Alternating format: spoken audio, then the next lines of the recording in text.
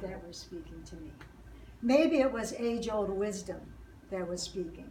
But whatever it was, I discovered that I had a mission. And that mission was to come out here and talk to people, talk through my books, and share some of these ideas about putting limits on the use of the electronics, putting clearer sight on what's happening with our young people and why they need us so badly to tell them our stories. I've come to you time and time again and asked you to share your stories with the young people. Show them what it takes to succeed. Show them the steps. I did a lot of that in the story of Connected, where I showed different generations and the problems and how they talk to each other to sort out their problems. Now young people have 1,000 people on their Facebook accounts, on their so many different social media. But who do they talk to when they have a problem? Very few. They're in their room. The I generation has become the isolated generation, and a very depressed one at that. So I started writing these stories, as I said, and I used this formula. I want to say formula. I developed my stories and my writings around these 8 words, because I thought that these 8 words could give a very good tips to our young people, very wholesome stories. You know, you don't hear a lot of wholesome stories, and maybe it's just me. Do you hear a lot of wholesome stories? See a lot of characters that you think on the TV that you admire? You hear a lot of people coaching each other in a healthy way?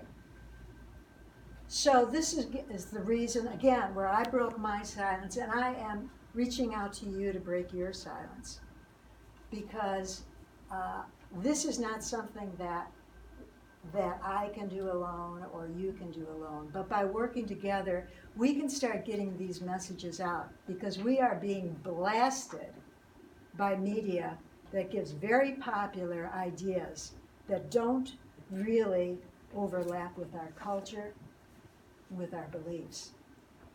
And so, let's go to that. Let's go quickly ahead. I wanted to just give you an example. Let's stop there. I wanted to give you an example from my stories of some of the lines. From Connected, this is the story of a young boy. He goes home to his grandmother's house. The minute he walks through the door, the grandmother knows something's wrong. And so she says, "Did you talk to your parents?" "No, I don't talk to them about this. I talk to them about rules, regulations, money, give me a drive, drive me here, drive me there. I don't talk to them about this." "Well, all right, what's the matter?" She continues to question him, and he says, "Gram, I think I'm going to fail. I'm not going to be able to graduate. I didn't do a project." Now, in some households, people would have said, "You didn't do a project? Don't worry about it. I'll have my secretary write one up for you. You didn't do your project? Oh boy, well, you know what? I'll get a note from the doctor saying you were ill, you need an extension." In some places, say, "Hey, it's your tough luck. Forget it. Face the music." But anxiety feeds on anxiety. And the more we pull our young people away from facing problems, the more the problems grow.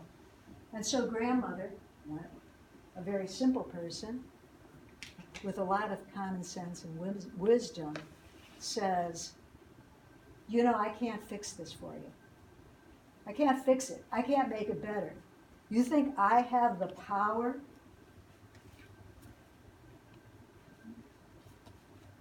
And so the grandson looks down and says nothing.